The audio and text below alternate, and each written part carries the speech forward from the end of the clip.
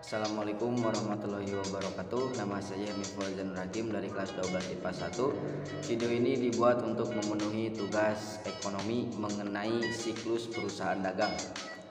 Karakteristik perusahaan dagang. 1. Usaha yang dilakukan. Perusahaan dagang menjual produk berupa barang berwujud, antara lain barang jadi, barang setengah jadi, dan bahan mentah. Perusahaan dagang tidak melakukan pengolahan atas barang dagang.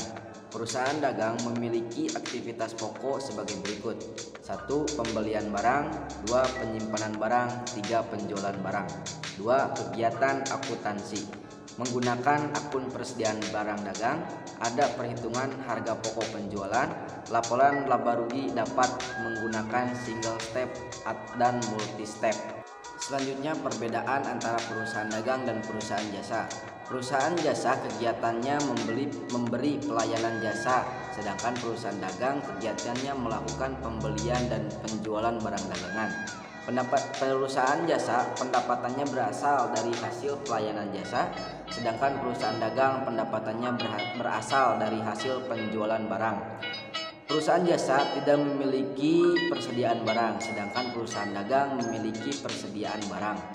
Perusahaan jasa tidak terdapat perhitungan harga pokok, tetapi perusahaan dagang perhitungan harga pokok penjualan diperhitungkan untuk menentukan besarnya laba atau rugi.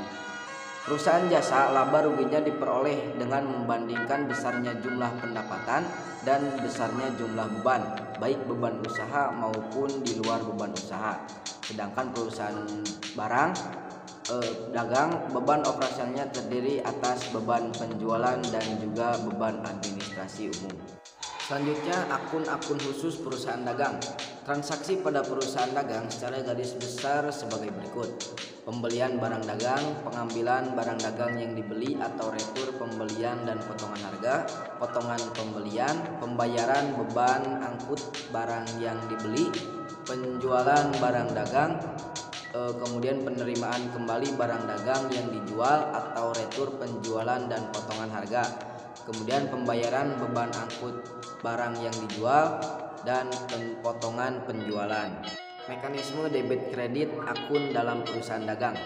Pembelian bertambah di debit berkurang di kredit, retur pembelian dan pengurangan harga bertambah di kredit berkurang di debit, potongan pembelian bertambah di kredit berkurang di debit, penjualan bertambah di kredit berkurang di debit, retur penjualan dan potongan harga bertambah di debit berkurang di kredit, potongan penjualan bertambah di debit berkurang di kredit.